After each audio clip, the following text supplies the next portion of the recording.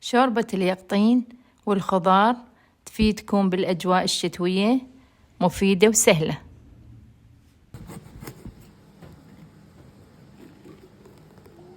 ما نظفت اليقطين من البذور اللي بداخله وقشرته بهالطريقة، نجي نقطعه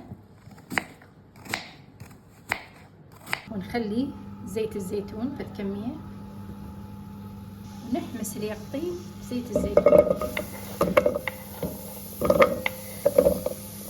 بجزر وبتيتة، احمسهم وياهم.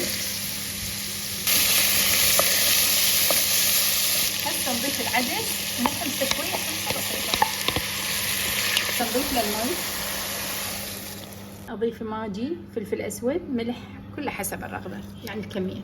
ما استوى اليقطين والخضار راح اضربه بالخلاط.